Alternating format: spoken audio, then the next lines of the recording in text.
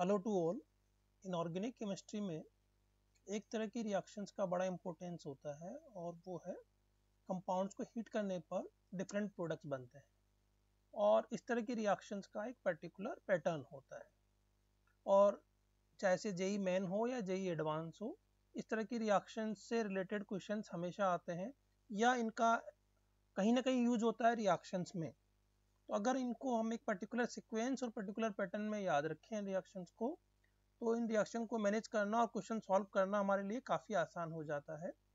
तो आज के सेशन में हम इनऑर्गेनिक कंपाउंड्स में हीटिंग इफेक्ट को समझेंगे कि उनमें हीटिंग के थ्रू क्या प्रोडक्ट्स बनते हैं, कौन कौन सी गैसेस रिलीज होती है और किस किस तरह से कलर चेंज आते हैं। तो हम स्टार्ट करते हैं heating effects on inorganic compounds. तो सबसे पहले सीरीज हम लेते हैं, उसमें हम डिस्कस करेंगे about carbonates and bicarbonates. If you remember, all the carbonates of alkali metals except lithium are stable towards heat. तो अगर हम sodium carbonate, potassium carbonate, rubidium carbonate, caesium carbonate इनको हीट करेंगे तो यहाँ से CO2 इवॉल्व नहीं होगी, they are stable towards heat. Lithium carbonate को हीट करने पर CO2 इवॉल्व होती है। इसको हम ऐसे भी लर्न कर सकते हैं कि except this four all other carbonates are unstable towards heat। तो इन sodium, potassium, rubidium, caesium carbonate को छोड़ दें तो बाकी सारे कार्बोनेट्स हीट में अनस्टेबल हैं और उनको हीट करने पर उनका मेटल ऑक्साइड बनेगा और CO2 रिलीज होगी। There are two oxides, silver through carbonate, silver carbonate and mercuric carbonate. इन दोनों को हीट करने पर जिनके ऑक्साइड्स हैं वो भी स्टेबल नहीं होते तो मेटेलिक फॉर्म में चले जाएगी। तो मर्करी कार्बोनेट को हीट करने पर हमको मर्करी मिल जाएगी और सिल्वर कार्बोनेट को हीट करने पर हमको सिल्वर मिल जाएगी finally. Basic copper carbonate means copper hydroxide, copper carbonate, इसमें दोनों आ गया तो इससे भी हमको सेमी प्रोडक्ट मिलेगा क्योंकि कॉपर का हाइड्रोक्साइड भी अनस्टेबल है तो कॉपर ऑक्साइड मिलेगा, CO2 मिलेगी, वाटर मिलेगा। जिंक कार्बोनेट में एक स्पेशल हमको क्या याद रखना है कि इसको हीट करने पर जिंक ऑक्साइड मिलता है और जिंक ऑक्साइड का जो कलर है वो हॉट में येलो होता है। ये एक्चुअली इनमें फ्री इलेक्ट्रॉन प्रेजेंट होते हैं तो एफ सेंटर या कलर सेंटर बोलते हैं। उन इलेक्ट्रॉन्स की वजह से इसमें कलर येलो होता है और जब ये कोल्ड होता है तो इसका कलर वाइट होता है। तो जिंक ऑक्साइड का ये आपको क्वालिटेटिव एनालिसिस में भी इसका यूज है। सिमिलरली अगर हम लेड कार्बोनेट को हीट करें तो हमको लेड ऑक्साइड मिलती है प्लस CO2 मिलता है। तो लेड ऑक्साइड का भी सिमिलर है कि जो कोल्ड में इसका कलर येलो होता है, इसको आप हीट करते हो तो रेड कलर होता है। एक फार्मूला होता है lead hydroxide dot lead carbonate, इसको हम व्हाइट लेड भी बोलते हैं, बेसिक लेड कार्बोनेट भी बोल सकते हैं। इसको अगर हम लगभग 350 डिग्री सेंटीग्रेड तक हीट करते हैं तो Pb3O4 मिलता है। इसको हम रेड लेड भी बोल सकते हैं, combination of PbO plus PbO2। तो इस तरह भी इसको याद रख सकते हैं। मरकरी कार्बोनेट का हम ऊपर डिस्कस कर चुके हैं कि इसको अगर हम हीट करेंगे तो मरकरी हमको मिलेगी। अमोनियम कार्बोनेट के बारे में आप ऐसा याद कर सकते हो क्योंकि इसमें कोई मेटल है ही नहीं तो इसको हीट करने पर तीन तरह की गैसेज मिलती है। कई बार क्वालिटेटिव एनालिसिस में इस तरह के क्वेश्चंस आपसे पूछ लेते हैं। तो on heating mercury ammonium carbonate we get the ammonia gas, H2O gas and CO2 gas. तो इसको मतलब कंपाउंड पूरा डिसअपियर हो जाएगा। तो these all about for the carbonates. In case of bicarbonate, you have to learn that except for alkali metal bicarbonate, sodium, potassium, rubidium, cesium, only these bicarbonates can exist freely। बाकी सब exist अगर करेगी तो solution में ही exist कर सकती है। Lithium bicarbonate भी फ्रीली एग्जिस्ट नहीं करती। तो sodium, potassium, rubidium, caesium bicarbonates can exist freely, all other bicarbonates can exist only in solution. उसमें भी इन बाइकार्बोनेट्स को हीट करने पर ये कार्बोनेट्स में कन्वर्ट हो जाती है, CO2 और वाटर रिलीज होता है। तो सॉल्यूशन में अगर आप हीट करोगे तब भी बात वही है, जैसे आप कैल्शियम बाइकार्बोनेट को भी हीट करोगे तो calcium carbonate plus water plus CO2 मिलेगा। तो this you have to remember for bicarbonates. Now we come to the third part that is called as ammonium salt. तो अमोनियम सॉल्ट को हम दो पार्ट में डिवाइड कर सकते हैं कि अमोनियम के साथ में ये जो एनायन जुड़ा हुआ है वो किस तरह का है। ये एनायन दो तरह का हो सकता है, oxidising and non oxidising, oxidising and non oxidising. तो अगर एनायन पार्ट ऑक्सीडाइजिंग है तो उस केस में जो अमोनियम सोल्ट है उसको हीट करने पर नॉर्मली ज्यादातर केस में जो नाइट्रोजन है वो ऑक्सीडाइज होकर नाइट्रोजन में कन्वर्ट हो जाता है। जैसे अगर आप यहाँ पर एग्जांपल्स देखोगे तो in case of dicarbonate, in case of nitrite, in case of perchlorate and in case of iodate, इन चारों केस में ammonium dichromate, ammonium nitrite, ammonium perchlorate, ammonium iodate, सब में नाइट्रोजन रिलीज हो रही है। तो यहाँ पर नाइट्रोजन ऑक्सीडाइज हो रहा है, इस केस में क्रोमियम रिड्यूस होकर +3 में आ गया, इस केस में क्योंकि दोनों ही नाइट्रोजन थे तो रिड्यूस हो गया, N2 बन गया। परक्लोरेट में जो क्लोरीन है वो Cl2 में कन्वर्ट हो गई, O2 बना है। इन case of iodate I2 + O2 बना है। तो ये भी यहाँ पर प्रोडक्ट याद रखने पड़ेंगे कि यहाँ पर जैसे इस केस में अमोनियम आयोडेट के केस में 4 गैस मिल रही है आपको, अमोनियम परक्लोरेट के केस में भी 4 गैस मिल रही है आपको। अमोनियम नाइट्रेट एक ऐसा केस है जिसमें आपको N2O मिलता है, जिसमें आप कह सकते हैं नाइट्रेट और भी ज्यादा ऑक्सीडाइजिंग टेंडेंसी दिखाता है, तो फाइनली N2O प्रोडक्ट मिल जाता है। But in case of chlorides, bromides, iodides, carbonates, sulphate, phosphate, इन सबको अगर लेंगे हम तो यहाँ पर अमोनिया रिलीज होगी। और आपने शायद लर्न किया हो कि NaOH के प्रेजेंस में इसकी इंटेंसिटी और बढ़ जाती है क्योंकि जो एनायनिक पार्ट है उसको पकड़ लेगा।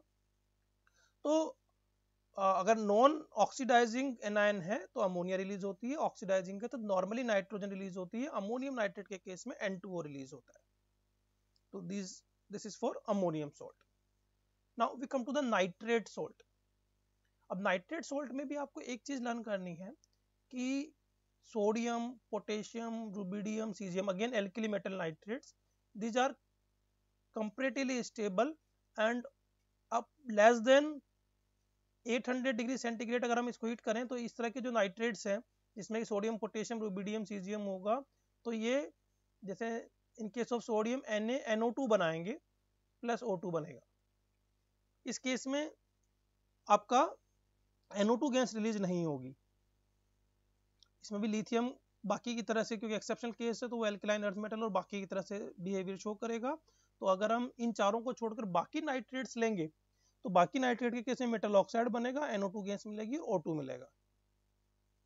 यहाँ भी हमें दो एग्जांपल फिर से याद रखने हैं, mercury nitrate and silver nitrate, क्योंकि इनके जो ऑक्साइड बनते हैं वो स्टेबल नहीं होते तो ये मेटेलिक फॉर्म में आ जाएंगे, राइट। नेक्स्ट हम देखते हैं कुछ हैलाइड्स के एग्जांपल। अब हैलाइड्स में आपको ये जो मर्क्यूरस क्लोराइड है इसका तो आपको पता है कि जो मर्क्यूरस है वो क्वालिटेटिव एनालिसिस से भी आप लर्न कर सकते हैं, ये ज्यादातर केस में डिस्प्रपोर्शनेट कर जाती है। तो डिस्प्रपोर्शनेट करके ये मर्क्यूरस क्लोराइड मर्क्यूरिक क्लोराइड में कन्वर्ट हो जाएगी और मर्क्यूरी में कन्वर्ट हो जाएगी। फेरिक क्लोराइड को हीट करोगे तो फेरस क्लोराइड में हीट करके क्लोरीन गैस रिलीज करेगी। AuCl3 गोल्ड के केस में +1 oxidation state is more stable, तो इसको हीट करने पर वो +1 ऑक्सीडेशन स्टेट में आ जाएगा। अमोनियम का ऊपर हम डिस्कस कर ही चुके हैं।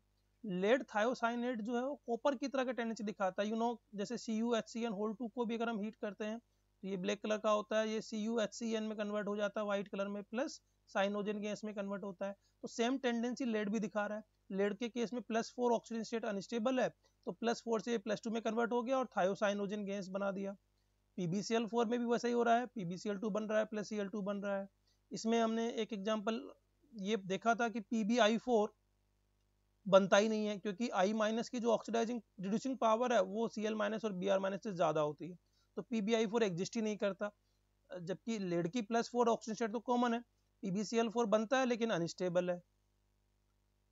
हमने ऐसे एक एग्जांपल कॉपर के केस में CuCN2 का भी देखा था कि इसको हीट करने पर ये CuCN में कन्वर्ट होता है और साइनोजन गैस बनती है, ये भी पॉइजनस होता है, ठीक है। इन क्लोराइड्स के अगर हम हाइड्रेट को देखें कुछ क्लोराइड्स के, तो एक चीज हमको पता है कि magnesium chloride, aluminium chloride, iron chloride, इनके हाइड्रेट्स को अगर हम सीधा हीट करें तो इनके एनहाइड्रस फॉर्म नहीं बनती है क्योंकि यह salt of weak base and strong acid. तो इनको जब हीट करते हैं तो ये ऑक्साइड में कन्वर्ट हो जाते हैं क्योंकि जो केटाइन है इसका हाइड्रोलिसिस हो जाता है, हाइड्रोक्साइड बनता है, उसको हीट करने पर ऑक्साइड में कन्वर्ट हो जाता है। तो अगर इनकी हमको एनहाइड्रस फॉर्म चाहिए तो हम उसको ड्राई HCl की प्रेजेंस में हीट करते हैं। सीधा सीधा हीट करेंगे तो उनके ऑक्साइड्स बनेंगे, एनहाइड्रस फॉर्म नहीं बनेगी। ड्राई HCl वाटर को एब्जॉर्ब कर लेती है तो फिर वो हाइड्रोलिसिस नहीं होने देती। कुछ केसेस में क्या होता है कि ये जो वाटर जो जुड़ा होता है वो कुछ वाटर इस तरह से होता है कि जैसे COCl2.6H2O देखें तो इस केस में इसका फॉर्म इस तरह से होता है COH2O होल 4। तो ये तो कोऑर्डिनेट बॉन्ड के थ्रू होता है, और साथ में जो क्लोरीन है उसके साथ में 2 हाइड्रोजन बॉन्ड के थ्रू 2 वाटर जुड़े रहते हैं। तो ऐसे केस में सारे वाटर मॉलिक्यूल हीट करने पर एक साथ नहीं निकलते। तो कॉपर का जो हाइड्रेटेड फॉर्म होता है, सॉरी कोबाल्ट का जो हाइड्रेटेड फॉर्म होता है वो तो पिंक कलर का होता है, हाइड्रेटेड सॉल्ट। लेकिन इसका अगर हम खाली क्लोराइड सॉल्ट देखें, COCl2 कह सकते हो या COCl4 कह सकते हो, वाटर में जो कॉम्प्लेक्स का इस फॉर्म में रहेगा, ये ब्लू कलर का होता है और ये रिएक्शन एंडोथर्मिक होती है। तो इस हाइड्रेट फॉर्म को जब हीट करते हैं तो ब्लू कलर आ जाता है, और वाटर में इसी को अगर हम आइस में ले जाएं तो वापस से पिंक कलर आ जाता है। तो ये रिएक्शन को इस फॉर्म में भी याद रख सकते हैं। ये रिएक्शन रिवर्सिबल होती है, हाई टेम्परेचर पे ब्लू कलर आता है और लो टेम्परेचर पे पिंक कलर आ जाता है। सिमिलरली अगर हम कुछ सल्फेट के हाइड्रेट सॉल्ट को देखें तो कॉपर सल्फेट .5H2O, तो इसकी भी स्ट्रक्चर इस तरह से होती है CuH2O होल 4। ये 4 तो कोऑर्डिनेट बॉन्ड के साथ कॉपर के साथ रहते हैं और एक वाटर मॉलिक्यूल सल्फेट के साथ रहता है हाइड्रोजन बॉन्ड के थ्रू। तो यहाँ पर ये हाइड्रोजन बॉन्ड स्ट्रॉन्ग होता है, इसको हीट करते हैं तो 4 वाटर मॉलिक्यूल निकलते हैं पहले, तो हमारा मोनोहाइड्रेट फॉर्म रह जाता है। इसका कलर थोड़ा ब्लूइश वाइट हो गया, पहले ये ब्लू विट्रोल होता है CuSO4.5H2, तो सभी आप जानते हो। तो ये फर्दर वाटर मॉलिक्यूल आप हीट करो तो फिर एनहाइड्रस फॉर्म वाइट आती है, और मोर देन 800 डिग्री सेंटीग्रेड इसको आप हीट करो तो कॉपर ऑक्साइड बनता है। अब इसको आप ये समझ सकते हो कि जो SO3 भी रिलीज होती है, पर SO3 अनस्टेबल होती है, इसको फर्दर हीट करने पर ये टूट जाती है SO2 + O2 में। एक इंपॉर्टेंट रिएक्शन आपको ये याद रखनी है कि जो ग्रीन विट्रियोल होता है FeSO4.7H2O, इसको हीट करने पर पहले जब एनहाइड्रस फॉर्म बनती है, उसको फेरस सल्फेट को हीट करने पर यहाँ पर रेडॉक्स रिएक्शन होती है, तो फेरिक ऑक्साइड बनता है प्लस SO2 एंड SO3 दो तरह की गैस मिलती है, क्योंकि फेरस अगर ऑक्सीडाइज हो रहा है तो सल्फर रिड्यूस भी होता है। फेरिक ऑक्साइड में ऐसा नहीं हो, फेरिक सल्फेट में ऐसा नहीं होता। फेरिक सल्फेट को हीट करने पर खाली SO3 गैस ही मिलती है। तो ये एक डिफरेंस हो सकता है ferrous sulphate and ferric sulphate में। अब ये बड़ा कॉमन एग्जांपल है जिप्सम वाला, जब आप कैल्शियम सल्फेट .2H2O को हीट करते हो 120 डिग्री सेंटीग्रेड पर, तो प्लास्टर ऑफ पेरिस बनता है जिसका फार्मूला है CaSO4.5H2O। और मतलब अगर इसमें वाटर मॉलिक्यूल आप स्लाइटली ऐड करो तो वापस से आपको ये जिप्सम फॉर्म आ जाती है, और इसको फर्दर हीट करो तो एनहाइड्रस कैल्शियम सल्फेट भी मिल जाता है। जिंक सल्फेट के केस में भी लगभग सिमिलर रिएक्शन है जो कॉपर वाला केस है, इसमें भी आपको finally zinc oxide SO2 and O2 मिलता है। मैग्नीशियम सल्फेट भी वैसा ही बिहेवियर करता है जैसा जिंक सल्फेट करता है, तो आप याद रख सकते हैं copper sulphate, zinc sulphate, magnesium sulphate एक जैसा बिहेवियर शो करते हैं। अच्छा, सोडियम हाइड्रोजन सल्फाइड, इसको आप लर्न कर सकते हैं। जब आप इसको हीट करोगे तो Na2H2O5 बनता है। सोडियम हाइड्रोजन सल्फेट को हीट करोगे तो सोडियम सल्फेट मिलता है। एक इंपॉर्टेंट रिएक्शन है हाइपो की, कि हाइपो को जब हम हीट करते हैं तो पहले तो ये डिहाइड्रेट हुआ है, और फर्दर इसको हीट करने पर ये कन्वर्ट हो जाता है सोडियम सल्फेट प्लस Na2S5 में। तो ये एक इंपॉर्टेंट कंपाउंड है। S5 के स्ट्रक्चर में जिगजैग फॉर्म का स्ट्रक्चर होता है, इस तरह की स्ट्रक्चर होगी। तो हाइपो को हीट करने पर Na2S5 बनता है। We have to learn this reaction. Oxide में हम ये डिस्कस कर चुके हैं कि सिल्वर ऑक्साइड में सिल्वर के फॉर्म में कन्वर्ट हो जाएगी। जिंक ऑक्साइड को हम डिस्कस कर चुके हैं कि अगर इसको हॉट फॉर्म में ले जाएंगे तो येलो होता है, कोल्ड में व्हाइट होता है। लेड में भी हम डिस्कस कर चुके हैं कि कोल्ड में येलो है, हॉट में रेड फॉर्म होता है। रेड फॉर्म को लिथार्ज भी बोलते हैं, और ये येलो फॉर्म को मेसिकोट भी बोलते हैं। MnO2 को हीट करने पर ये Mn3O4 में कन्वर्ट होता है, ये भी कॉमन रिएक्शन आपको पता है।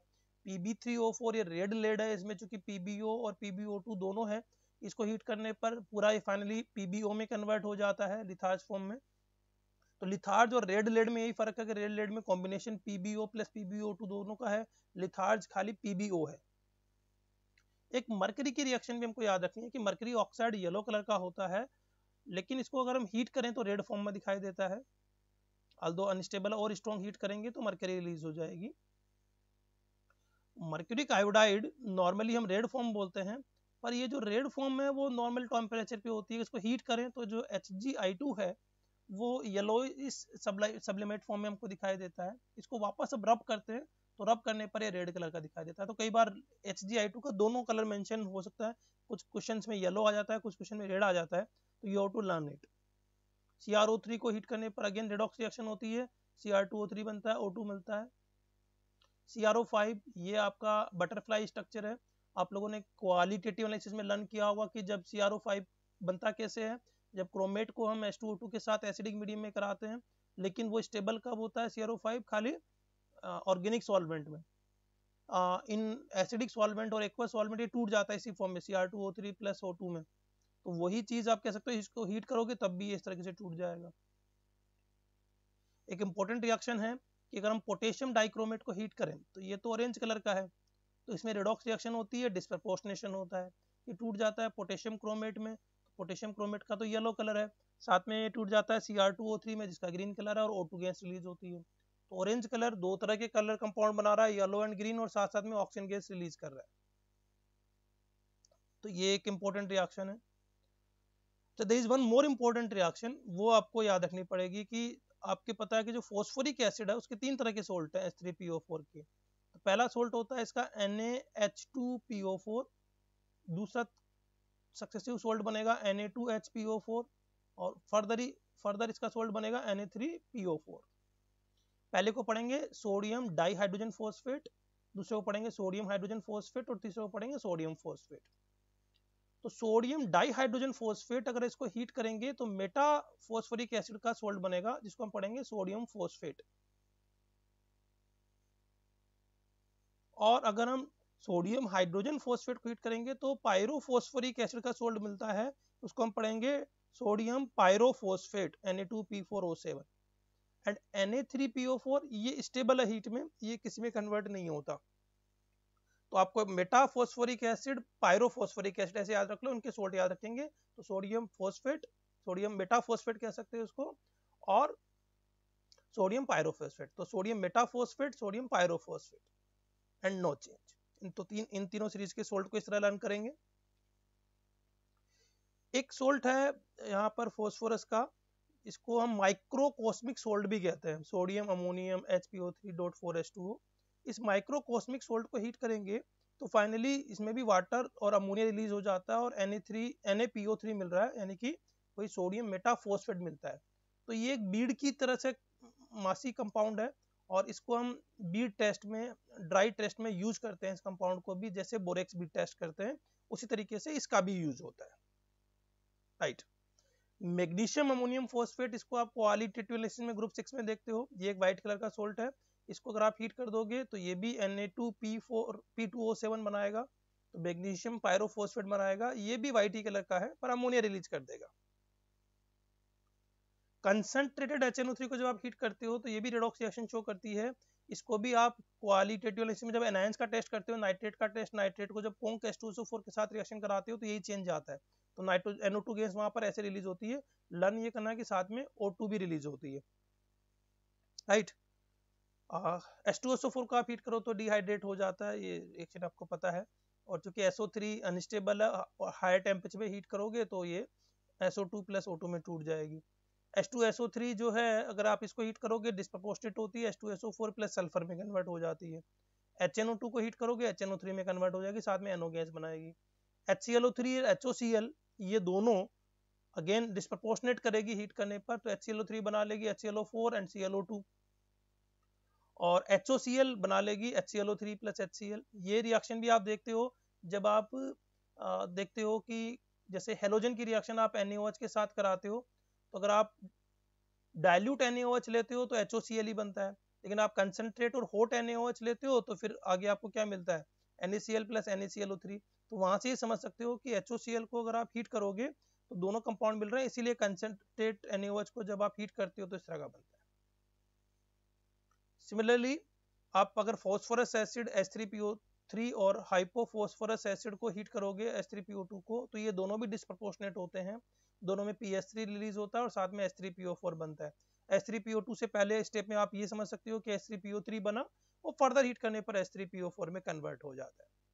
तो ये दोनों भी बड़ी इंपॉर्टेंट रिएक्शन है। तो आप देख सकते हो ये सारी जो हीटिंग रिएक्शन हम लोग डिस्कस कर रहे हैं सारे आपके ग्रुप केमिस्ट्री में भी है, क्वालिटेटिव एनालिसिस में भी है। एज ए ग्रुप अगर आप इनको एक साथ याद कर लो तो आपका काम आसान हो जाता है। NaH2PO2, ये आपका क्या हो गया, हाइपोफॉस्फोरस एसिड का सोल्ट हो गया, तो सोडियम हाइपोफॉस्फाइड कह सकते हैं। इसको हीट करने पर Na2HPO4 बनता है और PS रिलीज होता है। तो ये भी लगभग वैसी रिएक्शन होगी जैसे आप H3PO2 के साथ देख रहे हो। तो H3PO2 का सोल्ट हो गया एक तरह से, और उसी का ये कंपाउंड मिल गया, तो साथ में PS रिलीज होती है, फॉस्फोरस प्लस 5 ऑक्सीजन स्टेट में आ गया।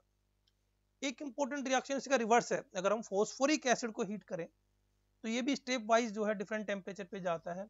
तो पहले आप देख सकते हो कि इसको हीट करने पर ये पायरोफॉस्फोरिक एसिड में जा रहा है 200 डिग्री सेंटीग्रेड तक, उसके बाद में मेटाफॉस्फोरिक एसिड पे जा रहा है 300 पर, और उसके बाद में ये P4O10 या P2O5 बना रहा है।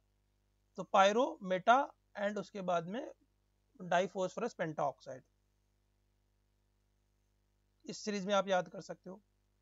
बोरिक एसिड में भी एक सीरीज चलती है उसी तरीके से। तो पहले आपका बोरिक एसिड को हीट करोगे तो मेटाबोरिक एसिड, HbO2 को मेटाबोरिक एसिड कहेंगे। मेटा नॉर्मली हम टर्म कब लगाते हैं, जब एक मोलिक्यूल एसिड में से एक वाटर मोलिक्यूल निकल जाए, और पायरो कब लगाते हैं, जब दो मोलिक्यूल एसिड के जुड़ जाएं और एक मोलिक्यूल वाटर का निकल जाए। इन केस ऑफ बोरिक एसिड पहले बन रहा है मेटाबोरिक एसिड, फर्दर हाई टेम्परेचर पे आपका बन रहा है, इसको बोलते हैं टेट्राबोरिक एसिड। इसी को जब हम NaOH से रिएक्शन करा देते हैं तो फॉर्मूला बनता है Na2B4O7, उसको बोलते हैं फिर सोडियम टेट्राबोरेट या बोरेक्स। तो बोरेक्स इसी का सोल्ट है टेट्राबोरिक एसिड का ही, और फर्दर इसको हीट करने पर डिहाइड्रेशन के थ्रू B2O3 मिल जाता है, इसी का आप कह सकते हो it is anhydride of boric acid.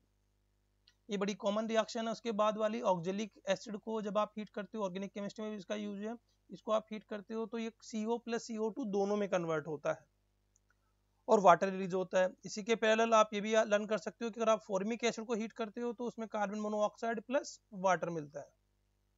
तो फॉर्मिक एसिड से खाली कार्बन मोनोऑक्साइड मिलता है, ऑक्जेलिक एसिड से कार्बन मोनोऑक्साइड और कार्बन डाइऑक्साइड दोनों मिलते हैं। तो ये भी एक इंपॉर्टेंट रिएक्शन है। अगर हम एसिटेट सोल्ट्स लें तो एक्चुअली ये रिएक्शन आप पढ़ते हो एल्डिहाइड कीटोन्स में, कि अगर हम सोडियम और कैल्शियम सोल्ट लें एसिटिक एसिड, इसके आपके कार्बोक्सिलिक एसिड के, तो इसको हीट करने पर आपको कीटोन्स मिलते हैं। तो यहाँ पर यील्ड सबसे ज्यादा आती है कैल्शियम और बेरियम सोल्ट में। बाकी अगर आप देखो तो उसी तरीके से अगर आप मैग्नीशियम बेरिलियम सोल्ट देखोगे या लेड सोल्ट देखो तो इस तरह से रिएक्शन हो रही है। पर चूंकि अब लेड के, मैग्नीशियम के या बेरिलियम के कार्बोनेट्स स्टेबल नहीं होते तो हीट करने पर फर्दर वो ऑक्साइड में टूट गए, पर सारी वो एक सिमिलर रिएक्शन है। तो वहां से आप इसको लिंक कर सकते हो इस रिएक्शन को।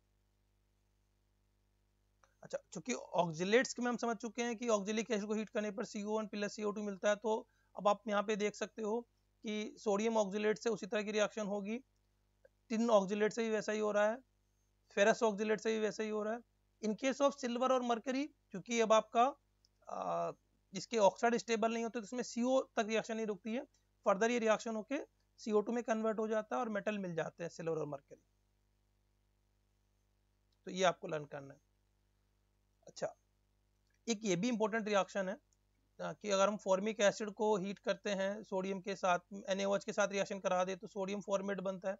अगर इस सोडियम फॉर्मेट को अगर हम फर्दर फिर से हीट कर दें तो ये एक रिडॉक्स रिएक्शन होती है, सोडियम ऑक्जिलेट मिल जाता है और साथ में हाइड्रोजन गैस रिलीज हो जाती है।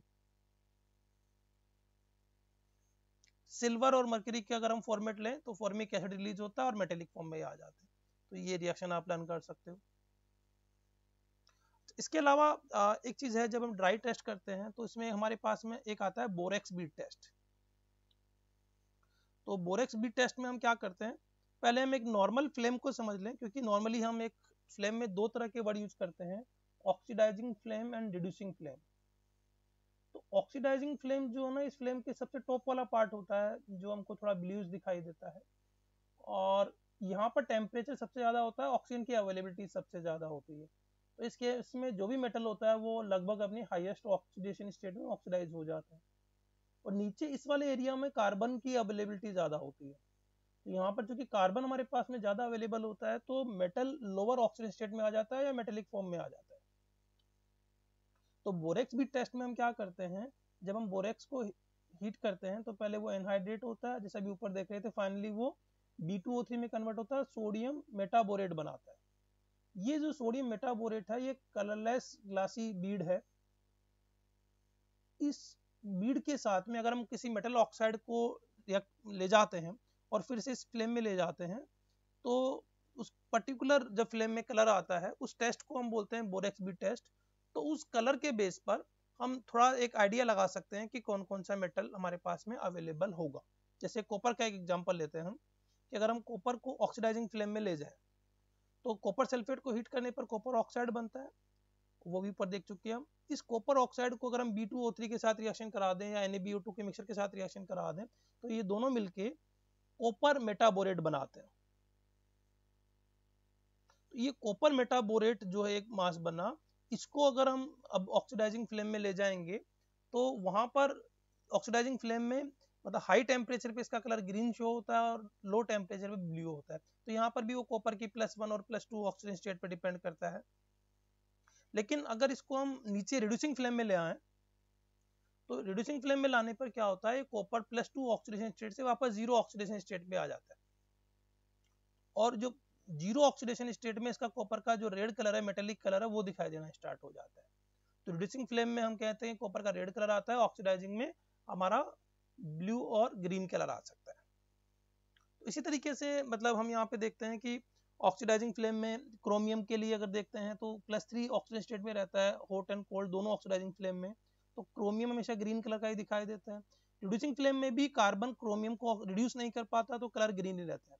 तो इन केस ऑफ क्रोमियम चाहे सो ऑक्सीडाइजिंग फ्लेम हो या रिड्यूसिंग फ्लेम हो, कलर ग्रीन ही रहता है।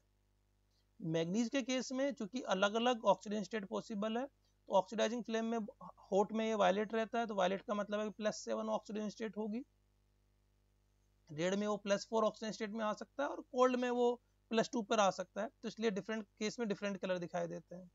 आयरन के केस में जो +3 ऑक्सीडेशन स्टेट है उसके येलो कलर होते हैं, +2 के ग्रीन होते हैं, इसलिए आयरन के केस में येलो और ग्रीन कलर दिखाई देते हैं। कोबाल्ट के केस में सारे सेमी ऑक्सीडेशन स्टेट है, फर्क नहीं पड़ रहा है, इसलिए ब्लू कलर दिखाई देते हैं। कॉपर के केस में ऊपर हम डिस्कस कर ही चुके हैं। और निकल के केस में ऑक्सीडाइजिंग में वायलेट कलर दिखाई दे रहा है, और अगर वो कोल्ड में लेते हैं ब्राउन है, और अगर हम उसको और नीचे ले जाएं रिड्यूसिंग फ्लेम में तो ग्रे कलर का दिखाई देता है। तो this is all about borax bead test. तो अगर आप ये सारे ड्राई टेस्ट याद करेंगे तो आपको इनऑर्गेनिक केमिस्ट्री में डेफिनेटली फायदा होगा। एटलीस्ट 2 क्वेश्चन आपके आप मान सकते हैं जेई मेन में, और एटलीस्ट 2 क्वेश्चन जेई एडवांस में, इसमें आपको हेल्प मिलती है। तो revise this reactions vigorously, this will help you a lot. So that's all for today.